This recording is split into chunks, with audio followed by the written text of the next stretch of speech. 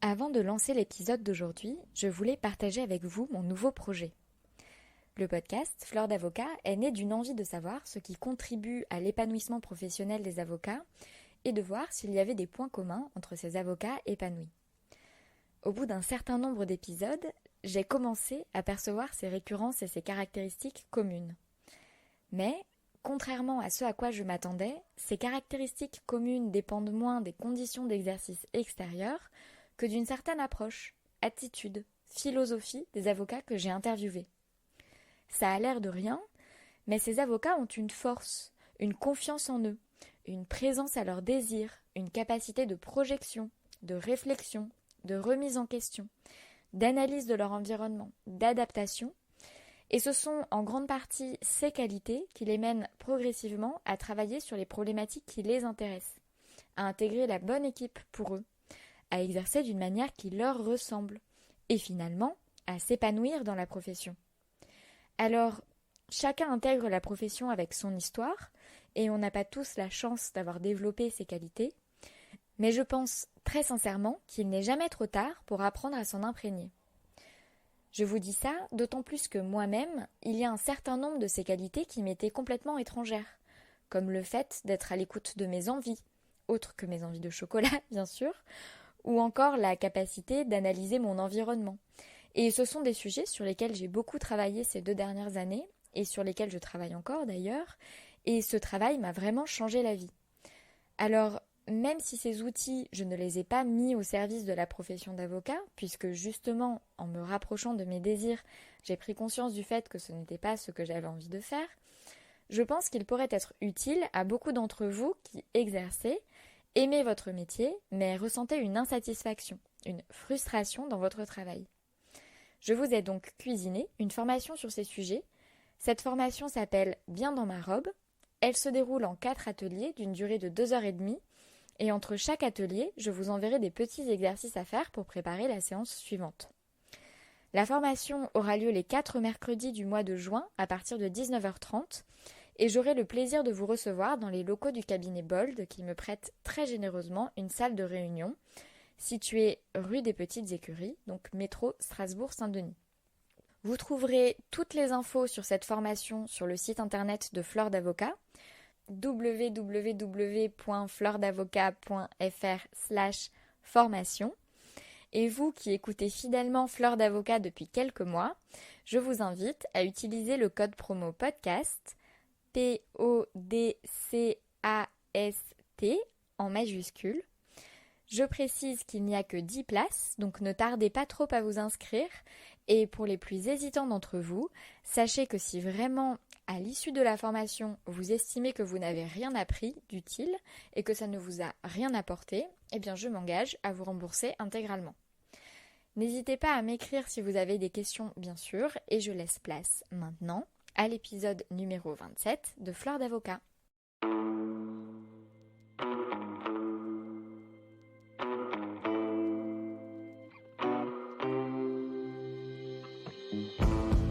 Bonjour à toutes et à tous et bienvenue dans Fleur d'Avocat. Je suis Lila-Louise Maréchaux et dans ce podcast, je vais à la rencontre des avocats bien dans leur robe. Cette semaine, je partage avec vous l'interview de maître Lucie Zels. Lucie est avocate au barreau de Paris depuis 2015. Elle exerce en droit de l'environnement et comme collaboratrice au sein du cabinet Latournerie Wolfram Avocat.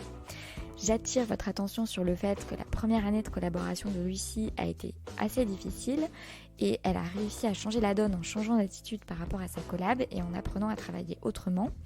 Et elle illustre à ce titre tout à fait le changement que la formation Bien dans ma robe peut vous aider à implémenter. Donc vraiment, n'hésitez pas à vous offrir un moment pour changer de perspective sur votre exercice, vous serez surpris du résultat.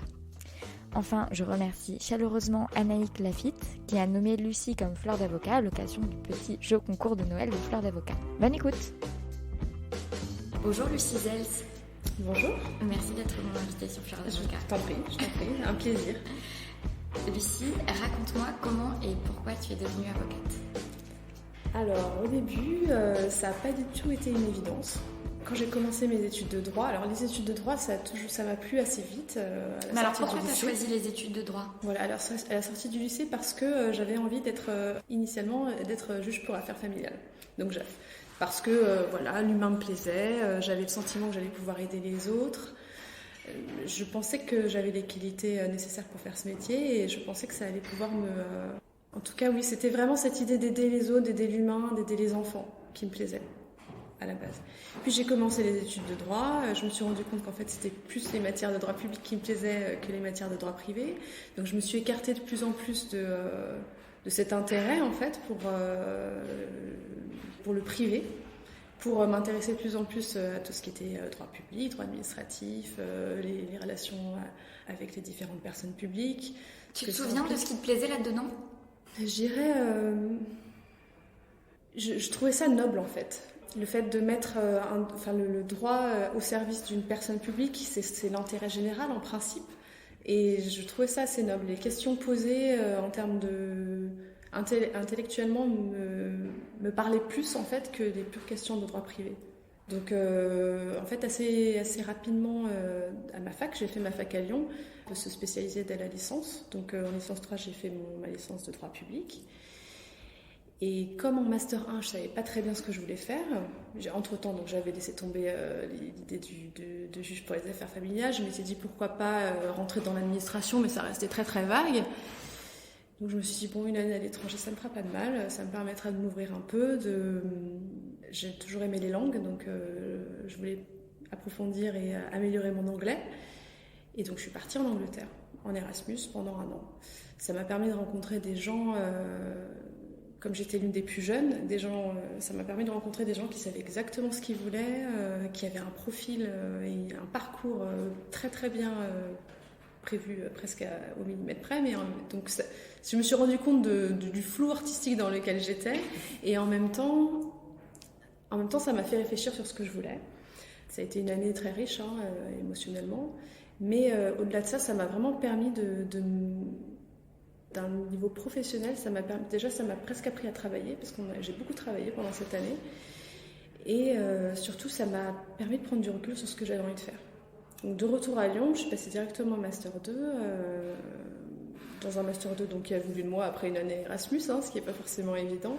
T'as eu l'impression que ça avait été un point négatif dans ton dossier ? Oui, pour certains cabinets, pour certains masters, oui. C'est pas du tout valorisé. Donc pas à Lyon, puis bon, je venais de Lyon, donc ils m'ont pris. Mais clairement, et pourtant je suis sortie avec une mention de... J'avais bien travaillé. J'avais bien travaillé. Il y a des gens de ma promo en Erasmus qui n'ont pas eu leur année. Enfin, c'était pas du tout une année justement sabbatique. Et malgré ça, oui, en effet, c'est pas... je dirais pour certains Master 2, oui, nous, même à Lyon, on me disait il faut reprendre une Master 1. J'ai voulu tenter en fait les Master 2, puis j'ai été prise, donc tant mieux. Et du coup, tu as fait quoi comme Master 2 ? Droit européen des affaires.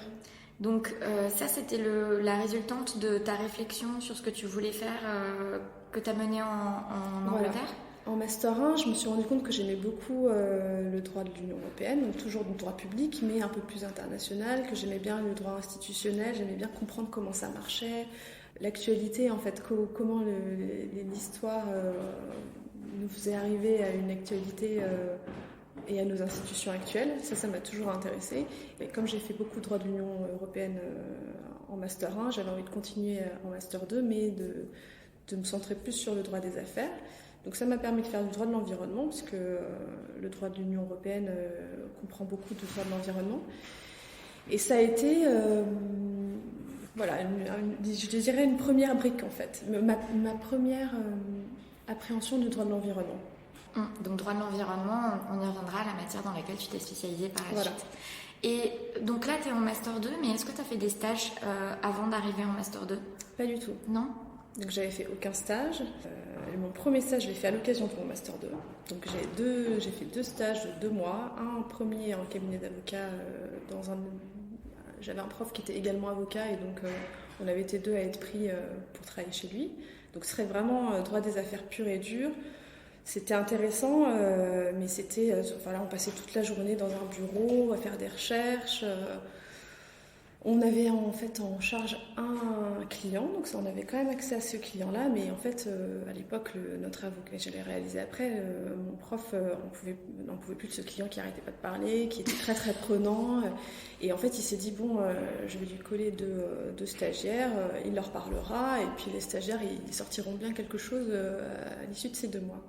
Donc c'était intéressant parce que c'était du droit, en fait il était contre la fédération d'équitation de mémoire, et donc on devait préparer et voir s'il était possible de faire un recours fondé sur le droit de l'Union européenne à l'égard du fonctionnement des fédérations françaises et précisément de la Fédération française de l'équitation. Donc ça a été intéressant intellectuellement. Et le deuxième stage, et là ça a été vraiment une révélation, je l'avais fait à Grenoble parce que c'était les seuls qui m'acceptaient à l'époque. Donc j'avais été dans un petit cabinet à Grenoble de généralistes. Il y en avait un qui faisait du droit pénal, donc 2 associés, un qui faisait du droit pénal et un autre qui était très généraliste. Et c'était lui mon maître de stage, donc il m'a vraiment amené partout. J'ai pu voir, donc il faisait du tribunal des commerces, il faisait du prud'homme, il faisait des divorces, il faisait tout. Et là, je me suis vraiment dit, ça c'est quand même fou, d'avoir un métier où le matin on peut partir en expertise, l'après-midi on explique devant des juges du tribunal des commerces que la boîte qui est là, qu'est-ce qu'on en fait, est-ce qu'on la liquide, ensuite, la variété en fait des dossiers abordés m'a vraiment. Je pense qu'il y a peu de métiers où on peut choisir d'avoir une telle diversité. Et puis à côté de ça, le deuxième associé, il faisait exclusivement du droit pénal. Moi, je trouvais ça intéressant parce qu'initialement, comme j'étais un peu intéressée par les affaires familiales, le pénal, ça intéresse toujours quand même quand on veut être avocat. Et donc j'ai assisté à une audience devant la cour d'assises de Grenoble. C'était une histoire de tournante horrible, tournante sur mineur. Et là, je me suis vraiment rendu compte que voilà, le droit pénal pur, comme ça, c'était pas fait pour moi. Je le prenais trop à cœur. Il y aurait eu trop de choses que j'aurais pas pu moi-même défendre. En plus, les jeunes avaient mon âge. Les prisonniers, voilà, ouais. les victimes, puis même les présumés, ceux qui passaient devant et que nous, on défendait, parce que nous, on était du côté... défense. Voilà. Et humainement parlant, dans ces stages, ça s'était bien passé? Très bien, oui. Surtout le deuxième, j'ai encore gardé contact avec les collabs, certains collabs, et puis une des assistantes qui est vraiment, que j'ai vraiment appréciée. Et j'essaye de donner des nouvelles, voilà.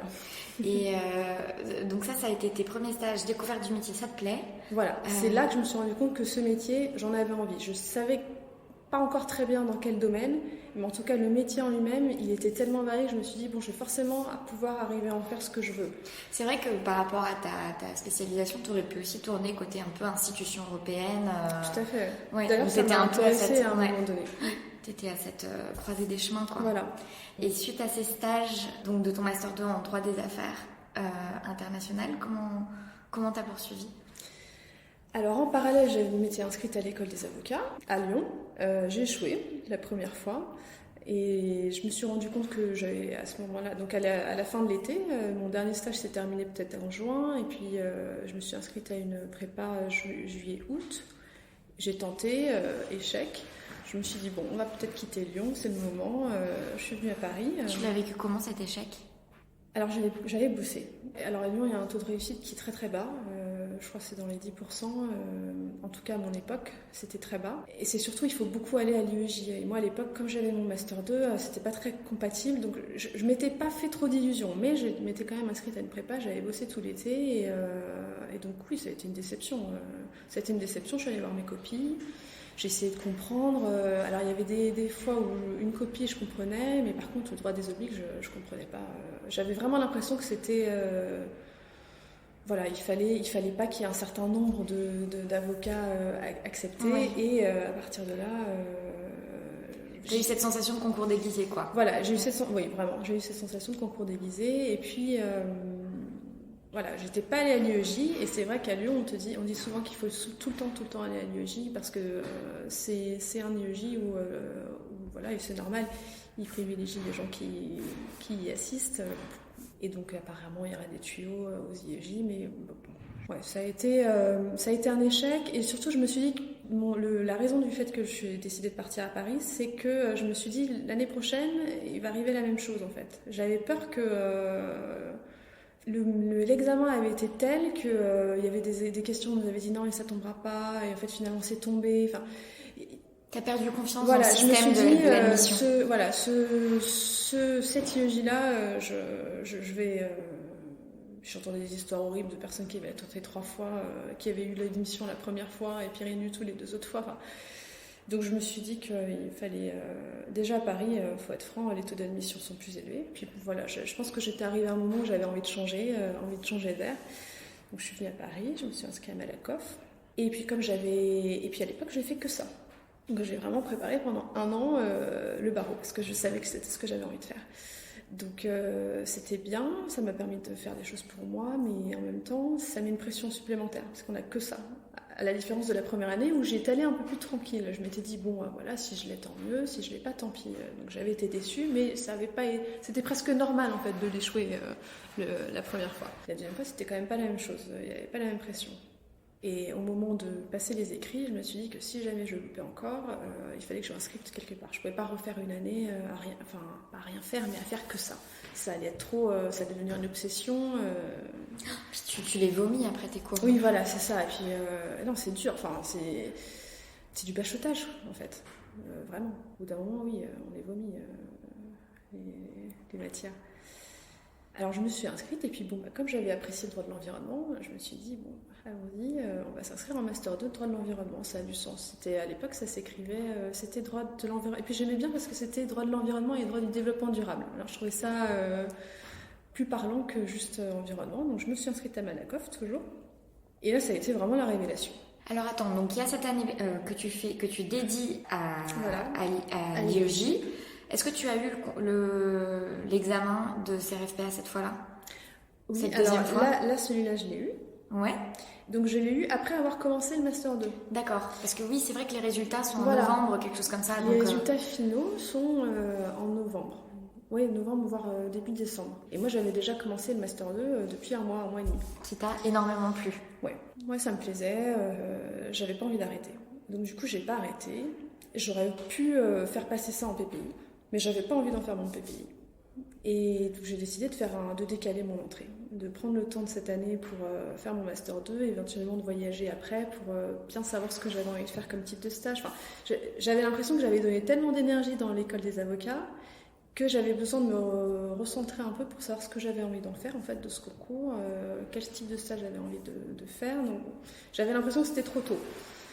Donc t'étais pas du tout dans une course à il faut que je trouve un stage, il faut que je trouve un deuxième stage, et puis attention les noms. Enfin, t'avais vraiment ce réflexe de te poser, réfléchir à qu'est-ce que je fais de ça, qu'est-ce que je fais de ça. Enfin, ouais.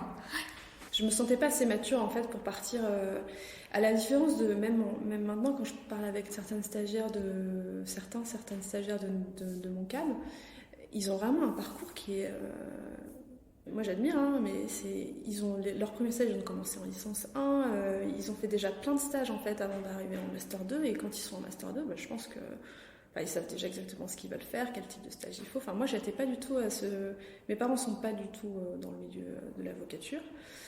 J'étais pas dans cette compétition au stage, au meilleur stage. Je savais pas très bien en fait ce que je voulais. C'est surtout ça, je savais pas très bien ce que je voulais faire en fait. Dans quoi je me destinais. J'avais conscience que le métier d'avocat, on pouvait tout en faire. Technique, pénal, humain, utilitaire. Mais je savais pas moi ce que je voulais en faire. Donc voilà, je me suis dit qu'une année de Master 2, à l'époque j'étais partie à toute fin au Brésil toute seule, vraiment pour avoir le temps de réfléchir et me poser, ce serait pas du luxe. Et à cette occasion, j'ai fait un deuxième stage. Apparemment, c'était mon 3e stage en cabinet chez Hugues Lepage. Et là, ça a été aussi une révélation. C'est là que j'ai rencontré Anaïk. Donc Anaïk Lafitte, qui a gagné le petit concours de Noël des fleurs d'avocat, en nommant Lucie comme fleur d'avocat pour être invitée sur le podcast. Merci Anaïk. Merci à elle.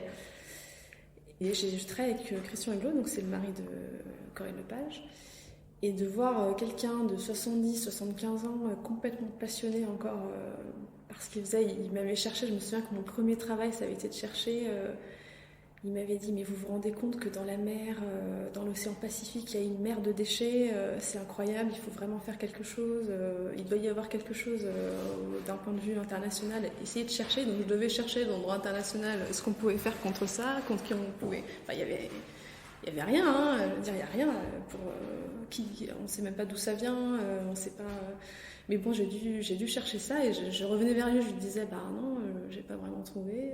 Il me disait mais c'est quand même impossible, il tapait du poing sur la table. Et moi je me disais mais à l'époque j'avais quoi, 24-25 ans, lui il en avait le triple. Ça m'a émue et en même temps je me suis dit d'en arriver à 75 ans et d'être toujours aussi passionnée, ça m'a donné une claque, vraiment. Et je me suis dit que si un jour j'avais la chance d'être aussi passionnée par ce que je pouvais défendre en tant qu'avocate, j'aurais gagné quelque chose. Donc voilà, ça a été une belle expérience humaine. Un vrai modèle. Un vrai modèle, oui. C'est un avocat pour l'environnement. Vraiment. Il n'est pas juste environnementaliste. Donc c'est un modèle. C'est un modèle. Et ça m'a confirmé aussi dans ce goût de l'environnement, et c'est ça qui a en fait déterminé tous mes choix de stage après. Donc je me suis dit, mes prochains stages, je les fais vraiment en environnement, mais je vais voir d'autres aspects. Là, j'ai vraiment fait l'environnement un peu militant, mais pas trop non plus, parce qu'ils ne défendent pas que des associations, et loin de là. Donc j'ai été plutôt de l'autre côté de la barrière, plutôt environnement industriel, pour voir comment ça se passait. Et le Brésil dans tout ça ? Le Brésil, ça a été juste après. Ok. Donc tu as quand même fait ce voyage. Ouais, j'ai quand même fait ce voyage. Ça a été juste après, juste avant de rentrer, entre la fin de mon Master 2 et le début de l'entrée à l'école des avocats. À peu près 2 mois. Puis à ce moment-là, je me souviens, j'étais sur une plage et je me suis dit, non mais là c'est sûr, je veux faire ça, je veux être avocate en environnement. Si j'arrive à pouvoir défendre mes convictions à cette occasion, ce sera top. Et dans tous les cas, c'est une matière que j'ai envie d'approfondir. Pour moi, en tout cas, ça devait faire partie, en grande partie de mon exercice. Et donc pour ça, pour être vraiment, à l'époque, pour moi, j'allais être environnementaliste, donc j'ai fait tous mes stages en fonction. Donc le premier, j'ai commencé par faire un stage en alternance, donc au sein d'un cabinet américain, c'était un cabinet, le département, il n'y avait pas vraiment de département environnement, il y avait une personne qui faisait du droit de l'environnement, et du coup on était vraiment affectés, on était intégrés à l'équipe corporate, et là j'ai découvert tout ce que ça implique d'être équipe support, de faire beaucoup de due diligence, c'était pas pour moi. Qu'est-ce qui te plaisait pas ? Alors déjà, l'organisation pyramidale. Alors là, c'était vraiment un cabinet à l'excès dans tout ce qu'on peut avoir d'américain. Enfin, c'était vraiment... Alors, je sais même pas si c'est américain, en fait, mais en tout cas anglo-saxon. Il y a les stagiaires qui font vraiment partie de la pyramide, hein, en tant que tel. Il faut qu'il y ait des stagiaires dans ce type de cabinet, sinon ça ne marche pas. Ensuite, il y a le junior... Ensuite, il y a le middle, ensuite, il y a le senior, ensuite, il y a le counsel, ensuite, il y a le counsel, ensuite, il y a l'associé. Alors, on n'a jamais accès, ne serait-ce qu'au N+2 ou N+3. Moi, j'avais de la chance d'être directement avec la collaboratrice qui était senior, hein, qui avait 11-12 ans et qui, du coup, avait le droit d'avoir son stagiaire. Donc, elle, je pouvais vraiment lui parler. C'était vraiment quelqu'un de très droit, très... Grâce à elle, ça a été une belle expérience. Mais l'organisation en tant que telle de ce type de cabinet, j'en suis sortie en me disant que c'était pas pour moi. Donc tu as eu un bon mentorat, elle t'a pris sous son aile et elle t'a formé, etc. Oui, tout à fait. Ouais. Mais tu as senti qu'en tant qu'organisation, tu n'allais pas t'y retrouver. Oui. Et après ce stage ? Alors après, j'ai voulu faire mon stage final avant. Enfin, en fait, je sais pas, j'ai voulu, on m'a proposé. J'ai postulé dans 2-3 cabinets, j'ai été reçue, on m'a proposé un stage tout de suite après le stage en alternance. Et du coup, j'ai accepté parce que je savais à l'époque que c'était pas forcément un cabinet dans lequel j'avais envie d'être collab, mais j'avais vraiment envie de... Enfin, c'était une belle boutique en droit de l'environnement, côté industriel, vraiment. Donc pour moi c'était une chance de faire mes armes dans ce type de cabinet et je me suis dit pourquoi pas le faire tout de suite, ça me permettra d'être tranquille pour faire mes choix de collab, de faire ma recherche de collab, d'être un peu plus tranquille quand on est un peu plus tranquille en PPI, en principe c'est ce que j'avais en tête, que quand on est en stage final. Et du coup tout de suite après le stage en alternance j'ai fait mon stage final.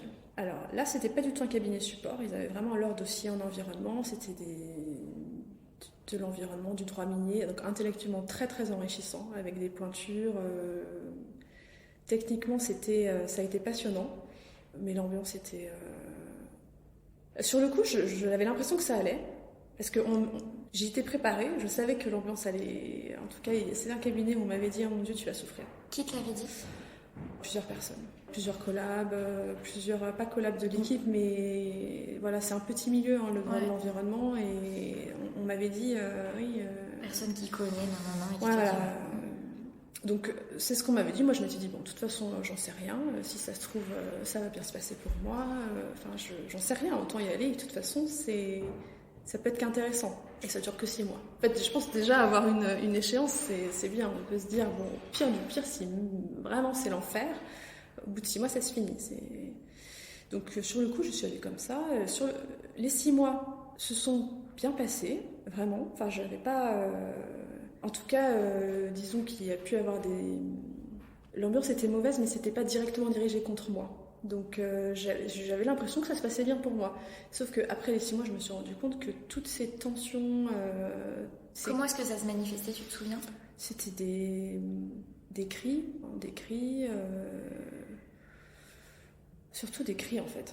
Et puis du coup, une tension tout le temps, enfin... Il y avait un associé, chaque collaborateur, on sentait qu'il pouvait y avoir... Enfin, en tout cas, pour certains collaborateurs arrivaient bien à le gérer, en fait. C'était l'humeur en fait, d'un associé. Hein. Certains collaborateurs arrivaient très bien à le gérer. D'autres étaient un peu plus fébriles, ce qui les rendait plus hésitants, moins sur d'eux. Et là, c'était l'engrenage. Et l'associé en face prenait en grippe le collab qui n'avait pas confiance en lui. Et je pense que, même si c'était pas dirigé contre moi, parce que je suis passée entre les gouttes, en fait. Moi, c'est mon stage, mon expérience s'est bien passée et j'ai rien à reprocher, en tout cas. Mais le fait de voir des gens se faire hurler dessus et puis des gens à des niveaux différents, je me suis rendu compte après coup que ça avait laissé des traces. Et franchement, je pense que j'ai mis quelques mois à me remettre de cette expérience un peu... humainement mauvaise. Quelle trace ? Déjà, je me suis rendu compte que je ne pouvais pas travailler dans ce type d'environnement. C'était pas possible. Du coup, j'ai jamais postulé chez eux. Enfin, j'ai commencé à... Tu sentais que... Pardon, je t'ai coupé, mais tu sentais que la qualité de ton travail avait été impactée ou tu as l'impression d'avoir réussi à garder...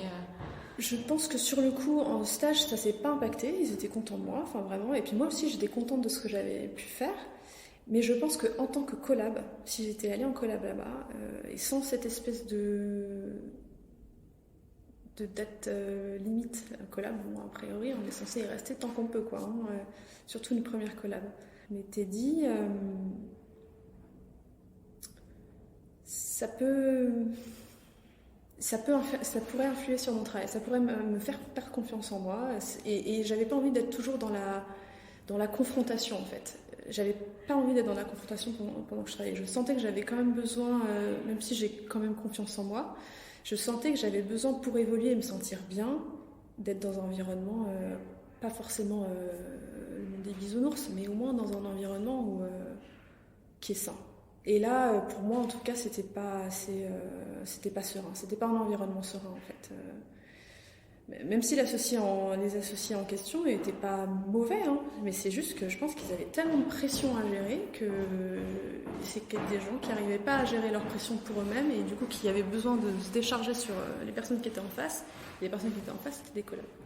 Voilà, quand tu vois pleurer des gens qui ont 10 ans de plus, tu te dis, mais...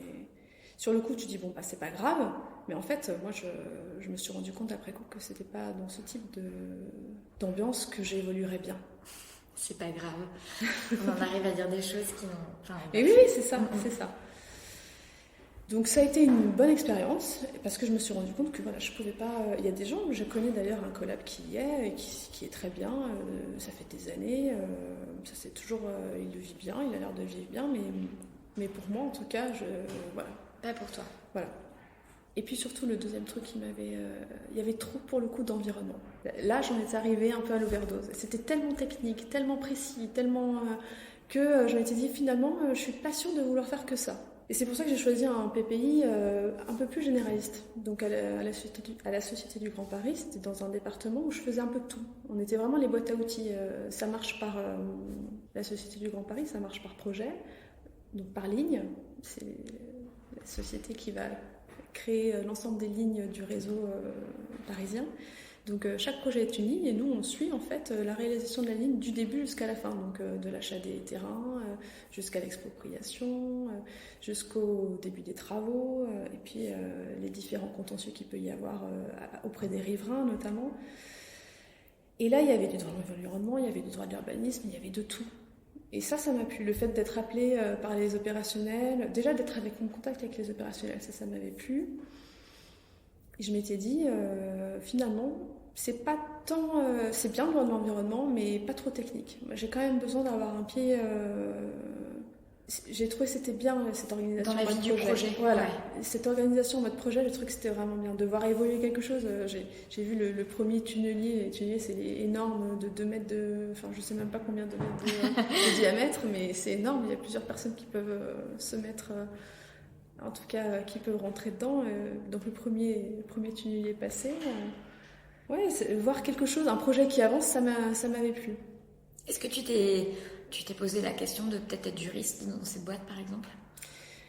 Oui, mais c'est une question que je me pose encore. J'ai gardé des bons contacts avec les gens qui y sont, mais pour l'instant, en tout cas à l'époque, j'étais trop attirée par le métier d'avocat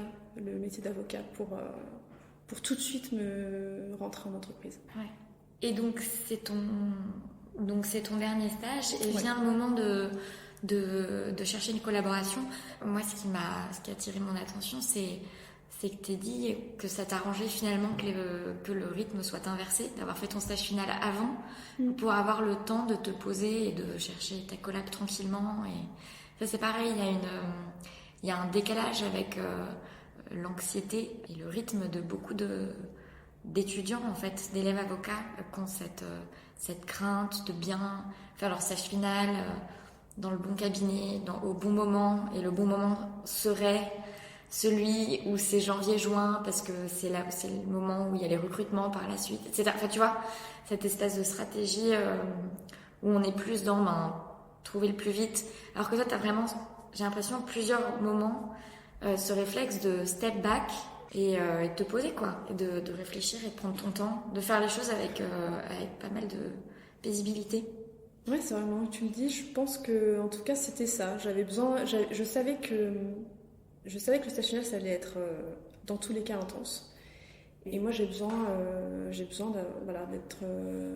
d'être sereine quand je fais mes choix, mais surtout mes candidatures. Je savais que quand même la première collab, bon, même si après ça peut ne pas marcher, au bout de 6 mois on peut partir, mais j'avais envie que ça se.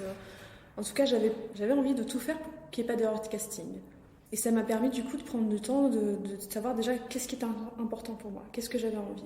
Et donc à l'issue de cette réflexion, je me suis dit que finalement il y avait 3 choses qui étaient importantes pour moi. Donc je m'étais rendu compte que l'environnement ça me plaisait, mais que je pouvais pas faire que ça. Donc déjà je voulais faire de l'environnement, mais pas que. Le deuxième point, c'était une organisation pyramidale, c'était pas possible. En tout cas dans un premier, tout de suite en sortant de l'école. Les collaborateurs juniors en grande structure anglo-saxonne, je trouve qu'ils n'ont vraiment pas une.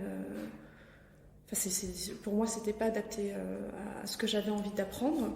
Je voulais être directement en lien avec l'associé, directement en lien avec les collabs. Donc déjà, ça restreignait un peu le champ des structures qui pouvaient me plaire. J'enlevais finalement la plupart des cabinets, déjà tous les cabinets qui faisaient du support. Tous les cabinets qui sont vraiment en mode pyramidal. Donc finalement, ça recentrait sur les cabinets plutôt français. Et le troisième critère ? Alors le troisième critère, c'était... je voulais faire un peu de contentieux. Donc j'avais envie je voulais pas que ce soit que du conseil. Le contentieux, ça m'a toujours plu. Je trouve que c'est quand même là qu'on est vraiment avocat, en faisant du contentieux. Et j'avais envie de développer de développer les compétences que je pense qu'on développe quand on fait du contentieux. Parce que c'était quoi ça dans ta tête? Assez classiquement, l'oral. Voilà, moi j'ai jamais fait de concours de plaidoirie, j'ai toujours admiré les gens qui ont pu en faire, j'ai jamais eu le courage d'en faire et je trouvais que le contentieux ça permet d'améliorer l'oral, de convaincre. Je trouve que c'est beau en fait, c'est ça le but du contentieux pour moi en tout cas, c'est arriver à convaincre le juge ou n'importe qui sera en face. Et ça je trouve que voilà, on l'apprend au contentieux, j'avais envie d'apprendre ça parce que je pense que c'était je pensais à l'époque que c'était pas forcément des qualités qui étaient intrinsèques. Il y a des gens, dès le départ, on les appelle avocats même quand ils sont petits en fait. Moi, c'était quelque chose qui n'était pas forcément intrinsèque, qui n'était pas forcément dans ma nature, mais c'était quelque chose que j'admirais, donc j'avais envie de développer ça. Et c'est pour ça que voilà, le contentieux, c'était important pour moi d'en avoir au moins un petit peu. Et donc, tu disais que par rapport à ces critères-là, et notamment par rapport au système d'organisation, ça t'orientait plus vers les cabinets français. Oui. Est-ce que tu peux nous en dire plus sur ta recherche et comment tu la menais à bien, étant donné ces critères que tu avais bien formulés dans ta tête? J'ai fait un tableau, j'ai fait un tableau Excel, j'ai pris la liste des cabinets d'avocats, alors droit public, mais qui tous un petit département ou au moins un avocat spécialisé en droit de l'environnement. Et je les ai classés, j'avais mes premiers choix, mes deuxièmes choix, mais j'avais classé en différents groupes, première étoile, deuxième étoile. Et voilà, j'ai commencé à balancer mes CV. Donc la plupart du temps, j'ai pas eu de réponse. J'ai eu pas mal d'entretiens, mais j'avais pas mal d'entretiens en cabinet anglo-saxon. Mais j'avais l'impression que c'était plus pour... c'était pas beaucoup qui me disaient on aimerait vous rencontrer, mais on n'a pas de poste pour l'instant. Mais c'était un peu pour faire travailler leur vivier. J'ai trouvé ça étonnant moi, qu'on me reçoive. J'ai eu quand même, je pense, 4 entretiens. On m'a vraiment dit votre profil nous intéresse, mais on cherche pas pour l'instant à recruter. Est-ce que vous souhaitez nous rencontrer? Donc bien sûr, je dis oui à chaque fois. Mais voilà, disons que ça a été long parce que déjà, il n'y avait pas de réponse. Ensuite, quand on a des réponses, finalement, on sait qu'il n'y a pas d'entretien, il n'y a pas de collab à la clé. C'est pas une époque facile. C'est une époque c'est une période qui est assez anxiogène et ça prend du temps. Quand j'ai fait mon premier entretien ici, donc dans ma collab, je crois qu'il s'est passé environ 4 mois entre le premier entretien qui a dû se dérouler en mars-avril et le dernier en juin, où finalement en fait ça s'est terminé parce que j'ai dit que j'avais une autre offre de collab et donc du coup ils se sont positionnés. Et après il a fallu que je vienne dès le mois de juillet. Donc sans terminer... C'est tellement récurrent. Voilà, en faisant mes examens en même temps, quoi, puisque je passais le CAPA à l'époque. Donc j'ai terminé le PPI en juin, en juillet je commençais ma collab, et en même temps je terminais le barreau. Mais oui, ça a été long. C'est fou parce que ça là, ce que tu racontes, j'ai une amie qui a passé des entretiens dans un cabinet qui dit on a besoin de quelqu'un tout de suite. Ils lui font une offre, on sait à peine si elle peut prendre du temps pour réfléchir, ils lui filent la pression parce qu'ils ont vraiment besoin de quelqu'un tout de suite. Finalement, elle refuse et j'ai une autre amie qui est contactée pour ce poste et pendant 4 mois, processus de recrutement, non. En fait, vous étiez pressé ou vous étiez pas pressé pour savoir quoi. Et tu vois, et pareil, ils ont mis 4 mois à lui dire bon, écoutez, finalement ça va pas le faire et tout. Mais il y a quelque chose qui est un peu absurde, quoi. Et ça arrive souvent. Ça, c'est une histoire entre autres, mais ça arrive souvent en fait. Des processus assez longs Mais je pense que c'est parce que parfois ils savent pas quel est le besoin. Enfin, vraiment, on m'avait dit ça comme ça. Nous, en tout cas, c'était ça. Ils savaient pas vraiment quel était leur besoin. Ils pensaient avoir besoin de quelqu'un, mais ils savaient pas trop. Et du coup, ça veut dire que jusqu'au dernier moment, tout est retardé. Et t'as réussi à négocier un peu de temps avant de rentrer en collab ou non, du coup, t'es arrivée en juillet? Alors après, j'ai négocié, je suis arrivée tout de suite, mais j'avais 3 semaines de vacances en fait, en août. Donc oui, j'ai réussi quand même à négocier. J'avais prévenu dès le départ ça, que j'avais mes vacances. C'était prévu depuis le premier entretien. Je crois que j'ai passé 3 entretiens quand même ici. Et à chaque fois, parce qu'il y a 4 associés. À l'époque, il y avait 3 associés, maintenant il y en a 4 dans l'équipe droit public. Et donc à chaque fois, j'ai passé avec un associé différent. Donc des ambiances très contrastées. Mais ce que j'ai apprécié d'une manière générale, c'est que ici, ils recherchaient vraiment à savoir ce que j'avais envie de faire. Et pourquoi je voulais être avocate. Et qu'est-ce que j'avais envie de faire. Quel type de droit j'avais envie de faire, mais pas que... J'avais dit que j'avais envie de développer dès le départ, donc ça c'était pas un problème, ça c'était déjà bien. J'ai parlé du fait que j'avais besoin de travailler directement avec les associés pour en apprendre un maximum, ça c'est comme ça que ça marchait, donc c'était bien aussi. J'avais dit que je voulais être directement en contact avec les clients, ça c'est aussi l'équipe, c'est aussi comme ça que ça marche ici, donc tous les critères étaient remplis en fait. Mais tu t'es sentie écoutée en fait. Ouais. Au-delà du fait que les critères étaient remplis, c'était vraiment un échange. Écoutée, ouais. C'était un échange souvent, moi j'avais l'impression que surtout quand on est en première collab, des fois on a carrément des cas pratiques où j'avais passé aussi, je me souviens, un entretien où l'associé me dit bon, combien vous voulez, j'avais dit mon prix, il m'a dit non, vous vous rendez pas compte, c'est complètement délirant, c'était qu'une histoire de prix. Là en fait vraiment c'était un échange et j'ai trouvé que c'était bien parce qu'on me demandait ce que moi je voulais. Et c'est quand on dit oui, il faut préparer la question qu'est-ce que vous attendez du cabinet, qu'est-ce que le cabinet va vous apporter. Moi c'était vraiment ça, on m'a vraiment demandé qu'est-ce que vous voulez, qu'est-ce que vous pensez qu'on va vous apporter. Et ça déjà ça m'a plu. Et c'est bon signe. Hein. Ouais. Je me suis dit s'ils ne me mentent pas, parce qu'après on peut toujours être surpris, normalement ça devrait le faire. Alors, à part si moi je me suis trompée, mais normalement ça devrait le faire. Et pour le coup là il n'y a pas eu d'erreur de casting, donc mais il y a eu un vrai à chaque entretien j'ai dû passer une heure avec chaque associé à expliquer ce que j'avais envie de faire, comment je me voyais. Donc c'est ça qui a fait la différence par rapport à l'autre proposition de collab que tu avais eue? Oui.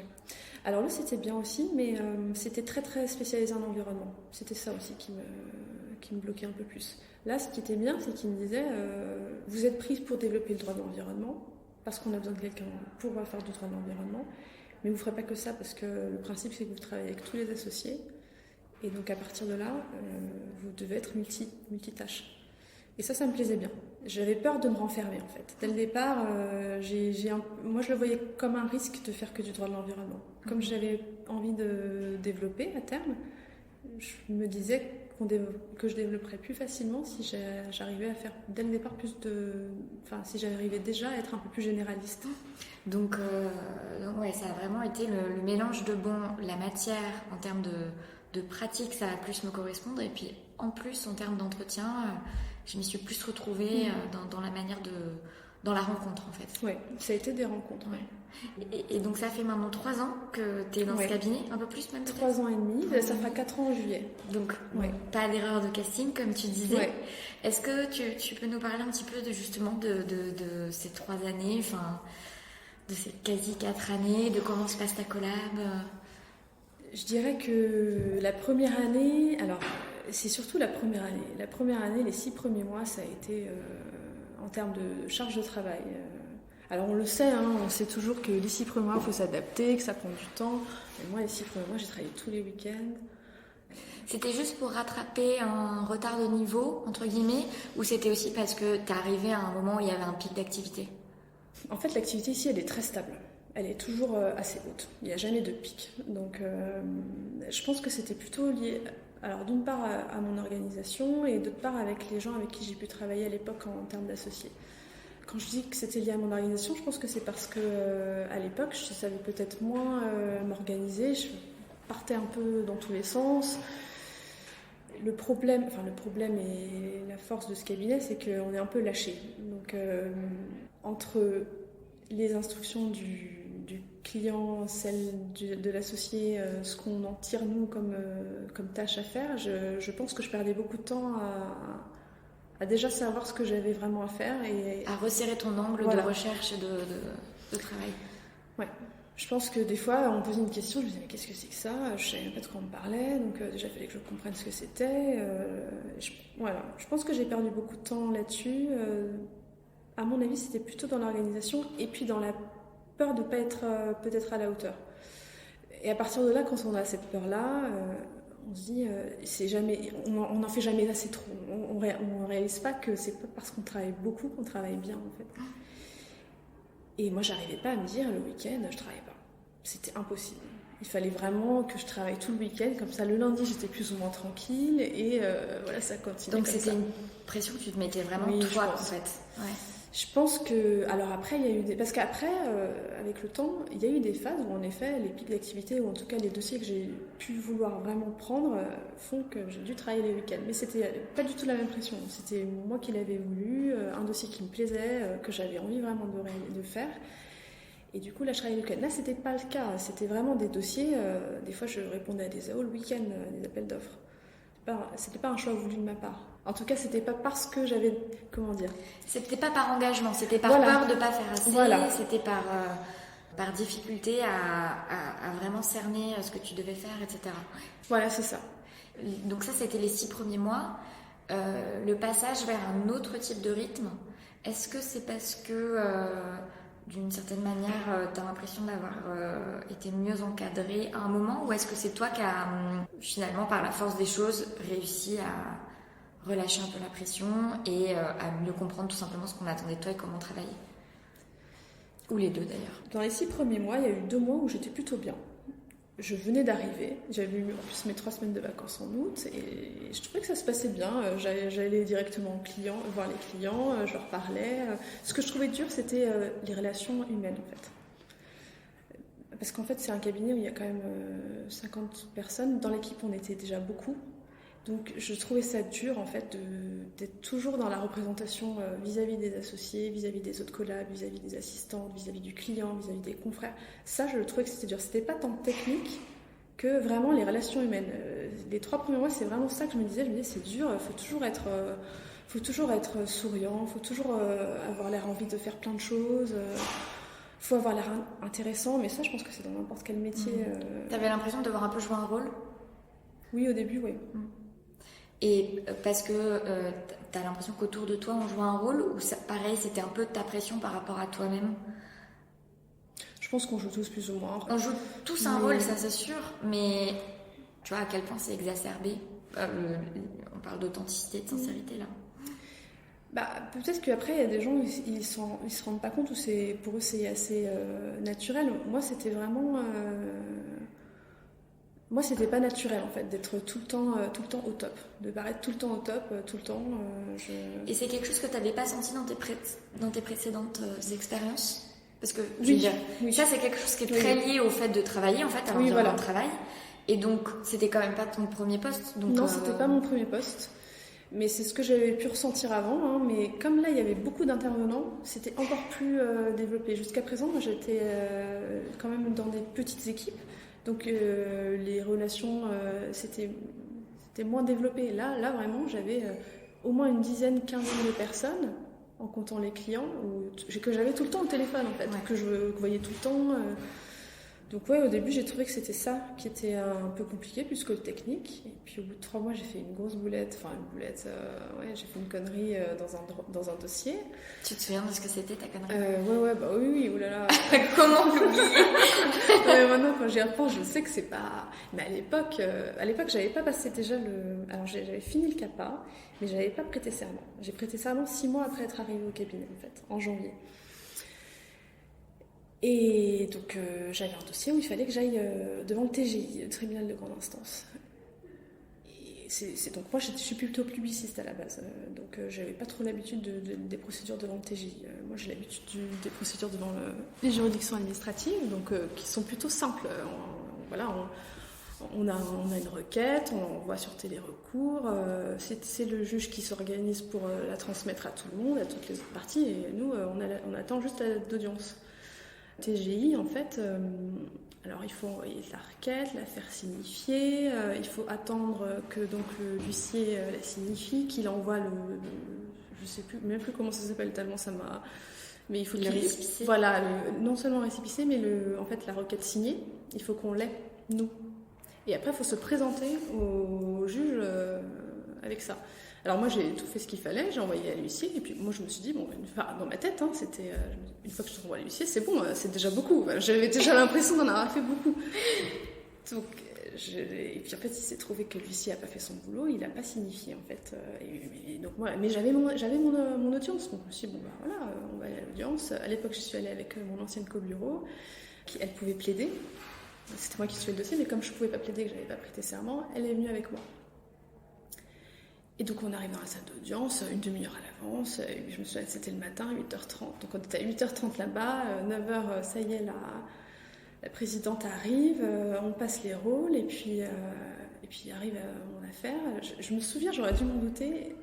En face, il y avait aussi une autre contradictrice, l'autre partie, qui s'est tournée à moi à un moment qui me dit « Est-ce que vous avez bien signifié ? Est-ce que vous avez reçu le deuxième, la requête signée en fait ?»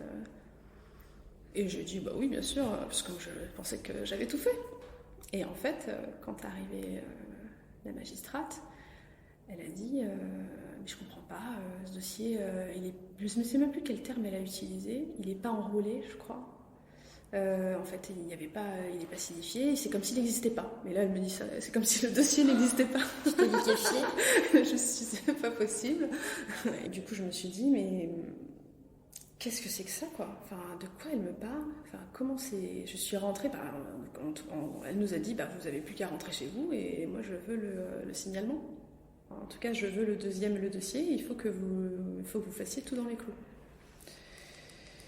Donc je suis rentrée, ça a été une heure en RER, heureusement que c'était ma co-bureau, on s'entendait très bien, mais je me suis dit, mais je vais me faire virer, mais c'est pas possible, tu te rends compte, j'ai oublié de faire ça, mais moi ça me semblait, mais à l'époque mon associé n'était pas au cabinet, donc en plus j'ai même pas pu aller lui voir de vive voix, au départ je voulais pas envoyer ce genre de mail.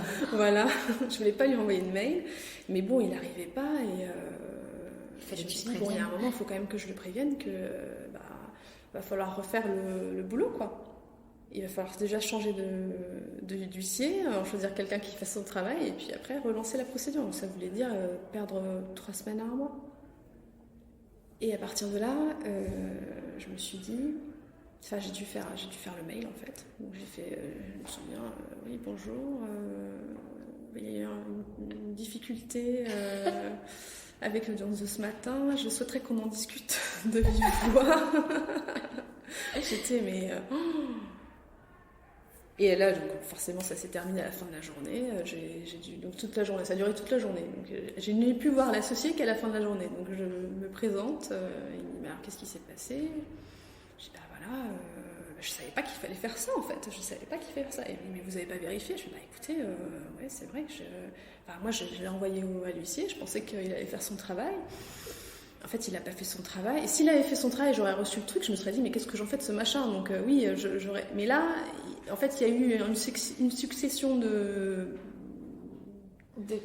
manquements, d'erreurs, qui fait que non, j'étais à côté de la plaque. Et il m'a dit, et là, ça a été dur parce qu'il m'a dit, non mais vous vous rendez pas compte, c'est pas parce que vous n'avez pas prêté serment que vous n'êtes pas une avocate, moi je compte sur vous, j'ai besoin que vous vérifiez tout, c'est pas la responsabilité de l'assistante, je lui dis que j'ai bien conscience que c'était de ma responsabilité et pas de celle de l'assistante, il m'a dit voilà, c'est la responsabilité du collaborateur que de s'occuper de vérifier la procédure, moi je peux pas être derrière vous.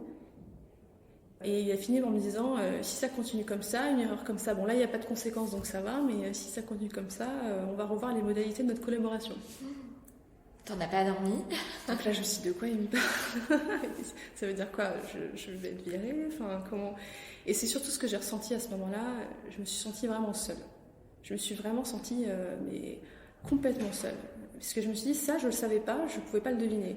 Donc j'aurais dû vérifier en fait, j'aurais dû tout baquer. En fait je me suis dit, comment je peux faire pour éviter qu'une telle erreur que je me retrouve plus dans cette situation. Et malheureusement je me suis dit, en fait faut être tout partout quoi. Et d'un autre côté, dans l'absolu, tu peux pas toujours tout baquer. Ouais, mais à l'époque, c'est ce que je m'étais dit. C'est comme ça que tu as passé tes week-ends au cabinet. Ouais, je pense que... Maintenant, je comprends. Ouais, non, mais je pense vraiment que... Alors, les 3 premiers mois, je pense que ça a été parce que je m'adaptais et donc j'avais besoin de faire bien. Et à partir de ce moment-là, il y a eu vraiment 3-4 mois où ça a été parce que j'avais cette angoisse de louper quelque chose. En plus, le contentieux, j'avais envie d'en faire. Mais voilà, c'est quand même du stress. Pour moi, ça me stresse plus que le conseil. parce que la peur de louper quelque chose, un délai, tout ça, ça m'angoissait. Donc il y a eu 4 mois comme ça où oui, tous les mois, tous les week-ends, je pense que ça m'avait vraiment paniquée, j'étais anxieuse. Et en plus, à ce moment-là, alors que j'avais confiance en moi les 3 premiers mois, à ce moment-là, j'ai perdu confiance en fait. Je savais plus. Toute ma confiance reposait sur le fait que je devais tout vérifier. Donc à partir de là, ça a été assez lourd. Et comment tu as regagné confiance ? Je me suis rendu compte que j'arrivais au bout en fait, d'épuisement nerveux. Et que si ça continuait comme ça, ça allait. En fait, j'ai pris conscience de mon état de fatigue, du fait que plus je travaillais les week-ends, moins j'étais efficace la semaine, et que du coup j'avais encore besoin de travailler les week-ends, mais du coup j'étais encore plus fatiguée le lundi. Et en fait, j'avais conscience de ce cercle vicieux que j'arrivais plus à casser parce que c'était trop angoissant pour moi de pas travailler les week-ends, mais je savais que c'était pas bon non plus. Et en fait, à ce moment-là, j'ai décidé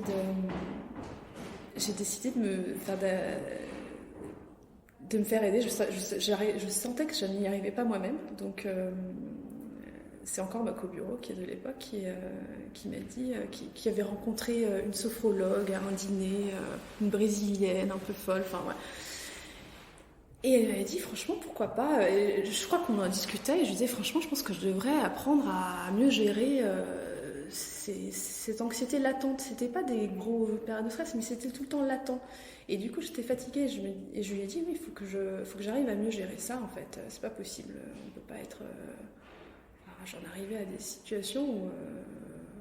Et en même temps, être toujours souriante au travail. Et le soir, je me souviens, j'ai jamais pleuré devant mes parents. Mais mes parents ne sont pas du tout en France. Donc, je me souviens qu'une fois, je me suis retrouvée en larmes au téléphone avec mon père. Et là, je me suis dit, mais c'est pas possible. On peut pas continuer comme ça. Enfin... Et c'est là que j'ai décidé donc, de me faire aider. Et cette idée de la sophrologue, ça m'a plu. Apprendre à respirer, ce qu'on n'apprend pas du tout en fait. Je ne savais même pas que ça s'apprenait en fait quand je suis allée la voir. Je ne savais même pas ce qu'elle allait faire. En fait. J'y suis allée, je ne savais pas très bien ce que j'avais envie de lui dire. J'étais en face d'elle, puis ça sentait pas l'encens mais les huiles essentielles. J'étais un peu gênée. Haussement de sourcils, je précise pour les auditeurs. C'était une personne assez originale et elle a commencé à faire des exercices. Parce que oui, c'est vrai qu'on est très coincé en fait quand on travaille. Alors je sais peut-être à Paris ou même je pense peut-être qu'on travaille en bureau, on est toujours les bras très près du corps, on est très coincé en fait. Et donc elle m'a appris déjà à prendre conscience de l'espace qu'il y avait autour de moi et elle m'a appris à respirer vraiment. Et rien que ça en fait, ça m'a toujours servi. Chaque fois que je suis stressée, angoissée, je respire profondément et ça m'aide beaucoup en fait à prendre du recul, à me recentrer, à prendre conscience que je suis stressée, mais que c'est pas grave, enfin, que ça va passer et que de toute façon ça va pas être amené à rester. Voilà, et donc ça a duré 6 mois et je pense que ça m'a aidé à lâcher prise. À arrêter d'être tout le temps sur le contrôle. Et la première fois, le premier week-end, je me suis dit non, là je ne travaille pas, ça a été la délivrance. Et à partir de là, il y a eu toute une période de 6-7 mois où je n'ai pas travaillé une seule fois les week-ends parce que je me suis dit de toute façon, je préférais travailler tard le soir plutôt que de ne pas avoir ces 2 jours.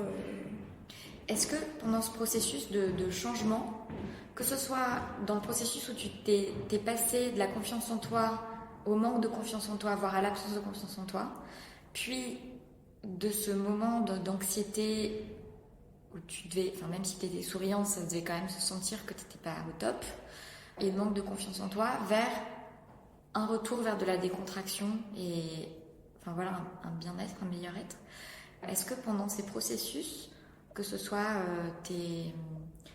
est-ce que tes associés, ils t'en ont parlé ou est-ce que tu as l'impression qu'il y a eu un échange par rapport à ça avec tes associés?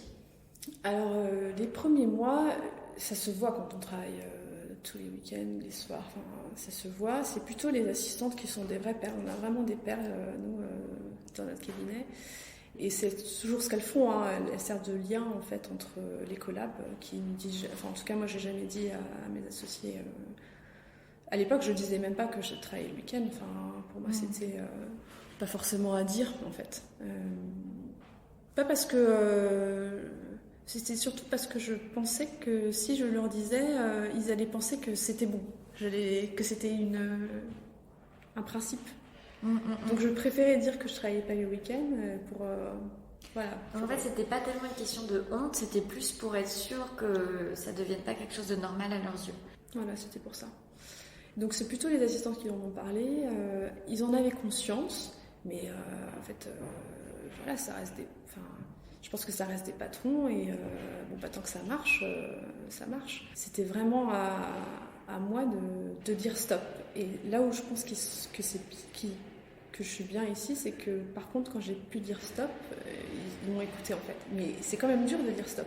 Moi, j'avais des anciennes collègues, même encore maintenant, elles n'arrivent pas en fait à dire stop parce qu'on a une charge de travail qui est telle que elles n'arrivent pas à dire non. Pour elles, ça va toujours rentrer en fait. La journée, elle est de 24 heures. Enfin, elle n'est pas de... Et comment t'as dit stop? Parce qu'il y a eu ce travail sur toi-même où t'as appris à respirer, te décontracter. Ouais. Mais donc tu dis qu'à un moment t'as dit stop et que t'as été écoutée. Donc comment ça s'est passé ça? J'ai fait attention à mon plan de charge parce que j'avais tendance à pas trop faire attention en fait, à accepter un peu tout. Donc j'ai essayé de plus faire attention à mon plan de charge et de me dire que les journées c'est pas 24 heures en fait. Les journées c'est 12 voire 10 voire 8.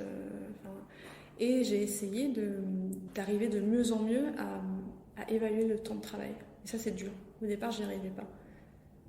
Donc, à partir du moment où j'ai été capable de mieux évaluer mon temps de travail et de l'annoncer tel quel aux associés, ça a été mieux.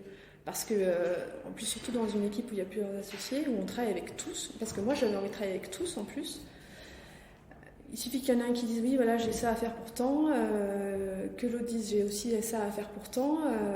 Si moi je ne réalise pas en fait qu'il y a un problème et que tel quel les deux tâches vont pas rentrer dans les deux délais, personne ne va le faire pour moi en fait. Et je me retrouvais du coup dans les 6 premiers mois dans des situations où j'avais dit oui parce que je pensais que ça allait rentrer. En fait, ça rentrait pas et donc je me terminais à des heures pas possibles, épuisée parce que il fallait, je m'étais engagée et à partir de là. J'avais eu la même difficulté quand j'étais en stage chez Clifford Chance où je travaillais pour plusieurs collaborateurs et en fait. Au début, j'arrivais pas à leur dire, il y a aussi un tel qui m'a demandé ça pourtant. Donc, et c'est pas mon rôle de prioriser. Et donc, au bout d'un moment, j'ai appris à dire, le truc, c'est que j'ai ça à faire pour telle personne qui m'a dit que c'était pour telle deadline. Toi, tu me demandes ça. Moi, je veux bien dire oui, mais en fait, là, ça va pas rentrer. Donc, je vous laisse voir entre vous. Et au bout d'un moment, effectivement, les collaborateurs allaient se voir. Ils négociaient entre eux qu'est-ce qui était le plus urgent. Et ensuite, ils venaient me voir, ils me disaient, non, donc tu fais comme ça. Puis ensuite, à partir de temps, tu fais ça et tout. Et déjà, ça m'avait fait baisser la pression énormément. Puis ça a énormément amélioré ma qualité de travail et les stages, de vie, quoi. On retrouve ça pendant les stages. Simplement, ça se joue entre collabs et pas entre associés. Mais finalement, c'est le même mécanisme appliqué à un autre, à un autre niveau. Mais oui, tu as raison de dire, en fait, au bout d'un moment, il faut être transparent. Donc du coup, j'ai été transparente avec mon plan de charge. Je faisais encore des tableaux avec tout ce que j'avais à faire, avec la deadline, le nombre d'heures. Et je leur disais, là, j'ai ça à faire. Pourtant, je peux pas, en fait. Je peux pas. Soit vous décalez à un moment donné. Et là, ils l'entendent. Je sais que c'est pas forcément le cas dans notre cabinet, mais ici, ils l'entendent. Et donc ça, conjugué au fait que je travaillais plus les week-ends, donc j'ai pu me récupérer en fait toutes ces heures de fatigue. Ça m'a aidé du coup à être déjà beaucoup plus équilibrée. J'étais pas du tout équilibrée les 6 premiers mois. C'était tout est passé dans ma collaboration. Que les mois d'après, j'ai réalisé que je pouvais pas continuer comme ça et donc j'étais beaucoup plus équilibrée personnellement et donc professionnellement parce que mon travail était quand même meilleur. Tu l'as senti, tu l'as senti, oui. Oui, parce que j'avais plus de temps pour réfléchir, j'avais plus de temps pour réfléchir, pour prendre du recul, pour relire comme il faut, appliquer des méthodologies, éviter de... Au début, je faisais beaucoup d'erreurs d'inattention, j'ai toujours fait beaucoup d'erreurs d'inattention, donc des mots qui sautent au bout C'est la dernière relecture, j'ai toujours eu des problèmes pour la dernière relecture. Quand tu connais déjà par cœur ton document, en tout cas ce que tu as voulu écrire. Et voilà, et j'avais plus envie de le relire, et ça, à partir de là, j'ai pu arriver à faire une dernière relecture qui valait le coup. Mais pendant des mois, ça a été, je relisais, j'avais l'impression, je passais des heures à relire, et en fait, à la fin, il restait quand même plein de... Ouais, des coquilles, des mots qui sautaient, puis des phrases parfois qui ne voulaient rien dire. Enfin, c'était... Ça a été la première année. Et après, ça a été... La première année, c'était un peu particulier parce que, comme je suis arrivée au cabinet, je devais quand même faire 2 ans d'environnement, mais j'en ai pas du tout fait la première année. Donc, je commençais à je faisais de tout. J'étais la dernière arrivée, donc je récupérais tous les dossiers que personne n'avait et qui étaient un peu tout. Et au bout d'un moment, j'en ai eu un peu marre. Enfin, le droit de l'environnement m'a manqué. Et à ce moment-là, ça faisait 1 an et demi que j'étais au cabinet. Et je crois que c'était à l'occasion Je parlais encore avec un de mes associés qui voulait me confier un dossier, qui me disait pas du tout. Et généralement, j'ai toujours accepté. J'ai accepté tous les dossiers à l'époque. Mais tout. Mais même encore maintenant. Mais maintenant, il y a aussi des dossiers qui me plaisaient. Mais à l'époque, il y avait... Enfin, les dossiers... La plupart me plaisaient pas forcément. En tout cas, j'avais pas de vraie appétence pour les matières que je faisais, mais j'acceptais quand même tout. Et donc, il y a eu un dernier dossier. Enfin, il y a eu ce dossier et j'ai dit... je crois que ça s'est vu à mon visage que j'en avais marre, en fait. Et là, il m'a dit, qu'est-ce qu'il y a? Et là, je lui ai dit, écoutez... j'ai l'impression d'être le pot pourri du cabinet, en fait. Enfin, je fais tout. Vous m'avez prise pour faire du droit de l'environnement, j'en fais pas. Enfin, du contentieux, j'en fais pas beaucoup non plus. Là, j'ai l'impression que ça remplit pas. En fait, je remplis pas mon contrat, en fait. Et en fait, on a parlé longuement. Il m'a expliqué que pour l'instant, il n'avait pas de dossier en environnement, que les notions d'environnement s'étaient déjà pris, qu'il en avait bien conscience. J'ai eu le sentiment qu'il y a eu un vrai échange. Pour moi, il y a eu un vrai échange. Il m'a dit d'être un peu plus patiente, qu'il en avait pris conscience. Et à partir de là, je crois que j'ai dû attendre 2-3 mois. Et à partir des 2-3 mois, j'ai eu des dossiers qui correspondaient plus à ce que j'avais vraiment envie de faire. Voilà, ça m'a rassurée, je me suis sentie écoutée et j'ai eu l'impression à chaque fois, on parle pas beaucoup parce que c'est des associés qui sont très pris souvent, donc ils ont peu de temps pour parler, mais j'ai eu le sentiment d'être écoutée. En fait, à chacune de tes grosses difficultés et quand tu as toi saisi le moment d'exprimer ton besoin, que ce soit d'exprimer ton besoin de planning, de moins de travail, d'une meilleure organisation de ton travail, ou là, ton envie de retrouver certains dossiers, de moins faire certains... En fait, à chaque fois, tu t'es sentie entendue et écoutée. Oui. Et je pense que c'est... Alors on a une charge de travail qui est importante, très importante, mais il faut les forcer à être à l'écoute. C'est vrai qu'ils le font pas forcément naturellement parfois, même si ils demandent quand même régulièrement si ça va. Mais quand ils écoutent, quand on arrive à un point où on a besoin vraiment de faire passer un message, moi je me sens écoutée. Et ça c'est important et je pense que c'est ce qui fait que je suis restée, ça fait quand même presque plus de 3 ans. Plus de 3 ans que je suis dans ce cabinet et voilà, je sais, alors après ils disent pas oui à tout, mais j'ai quand même le sentiment que ils ont leur raison, c'est des chefs d'entreprise, donc à partir de là, il faut qu'ils fassent leurs chiffres, mais ils ont quand même cette conscience que les envies des collabs sont importantes, sont nécessaires à ce qu'on reste, et c'est vrai que 3 ans et demi, c'est quand même pas mal. Ouais, c'est bien. Surtout si tu es toujours bien, en fait. Oui, voilà. Et tu parlais un petit peu, quand tu disais que tu avais choisi ce cabinet, que tu avais notamment exposé le fait que tu avais le désir de développer. Est-ce que tu développes? Et qu'est-ce que tu développes? Et comment est-ce que tu développes, le cas échéant?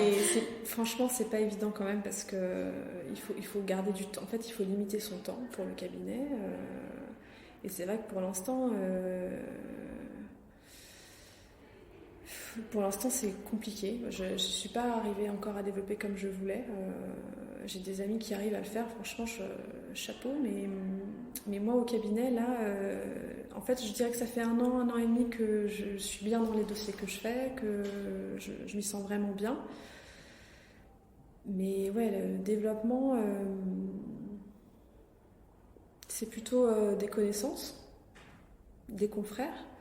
Mais en termes de temps, c'est compliqué. Là, j'arrive pas encore à gérer le temps et la... Est-ce que c'est quelque chose que, le cas échéant, tu peux mettre dans ton planning de travail? Oui, je pense oui. Oui. Et leur dire, en fait, là, je peux pas, parce que j'ai ça. Oui, perso. je pense que oui. Et puis, je pense oui. Après, voilà, je me suis jamais retrouvée avec des dossiers tels qui nécessitent le fait que j'en parle franchement. Donc, mais oui, je pourrais leur dire, en fait, là, j'ai une audience, c'est mon audience, et il y a d'autres personnes dans l'équipe qui arrivent à avoir une belle activité personnelle. Donc, c'est possible, c'est juste que moi, pour l'instant, je suis encore...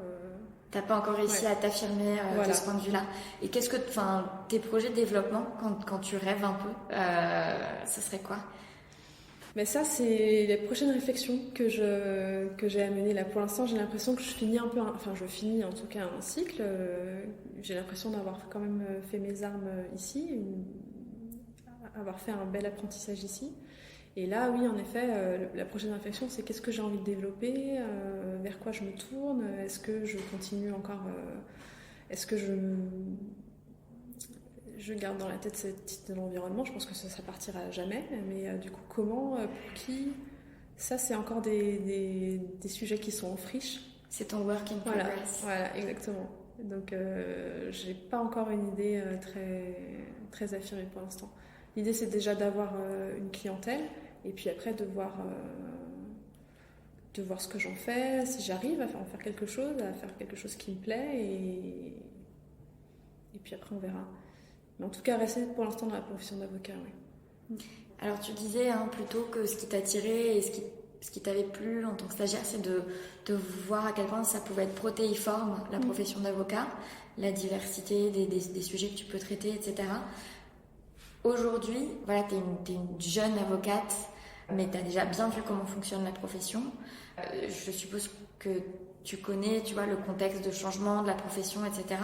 Comment est-ce que tu te projettes? Et là, je te parle pas tellement de développement, tu vois, de tes dossiers perso et tout, mais plus comment est-ce que tu te projettes dans une profession d'avocat qui évolue? Je suis pas sûre. Est-ce que, parce qu'en fait, ouais, c'est vrai que je dis ça comme si c'était une évidence, mais est-ce que tu réfléchis un peu aux problématiques qui sont liées à la transformation de la profession d'avocat? Par rapport tout simplement à l'arrivée de l'intelligence artificielle dans le métier, peut-être aux besoins qui vont changer, à la relation avec les clients, ce qu'ils attendent, qu'ils n'attendaient plus avant. Enfin, tu vois, cette évolution-là de la profession. Est-ce que c'est quelque chose auquel tu es sensibilisée ou pas trop? Est-ce que c'est quelque chose qui t'intéresse ou pas du tout? Alors, ça m'intéresse, mais voilà, pour l'instant, et c'est ça le problème d'être collaborateur, on a peu de temps pour réfléchir à tout ça. Et je sens que j'ai besoin de me poser en fait pour réfléchir à tout ça et voir justement comment on peut faire évoluer les différents besoins actuels. Rien que les besoins, moi c'est plutôt l'intelligence artificielle. Moi je suis pas encore trop au fait en fait de ce que ça implique pour nous. Ouais, c'est plutôt les clients. Je me pose beaucoup de questions sur comment les approcher, qu'est-ce qu'ils souhaitent. Là, notre profession, elle est quand même en train d'évoluer, que ce soit en termes de prestations de services donnés, et puis après, d'une manière générale, d'un point de vue plus macroscopique, de quoi les gens ont besoin, en fait, quels sont les nouveaux secteurs. Mais voilà, ça reste encore des sujets qui sont en friche, et pour l'instant, j'ai pas de réflexion aboutie sur ces différents sujets. Ça fait partie de ton lot de choses sur lesquelles tu veux te poser pour un peu mener cette réflexion. Oui. C'est vraiment ton mode de fonctionnement en fait. T'as un moment que tu dédies un peu à une prise de recul d'une certaine manière. Oui. Tu crées un espace, une espèce de bulle de réflexion et tu déroules et puis ensuite c'est drôle les manières de fonctionner Enfin, moi, je fonctionne pas comme ça, donc c'est pour ça que je dis que c'est drôle, mais c'est top. Ok, et pour terminer cet entretien, j'ai quelques petites questions. Une inspiration actuelle ou récente? T'as même le droit de dire fleur d'avocat. La meuf qui s'auto-jette des fleurs. Non, mais c'est vrai en plus, mais...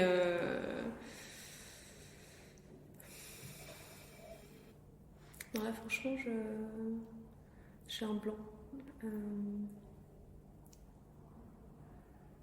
C'est une chose, une personne, Ça peut être un tableau, ça peut être une personne, un livre, un voyage, un paysage,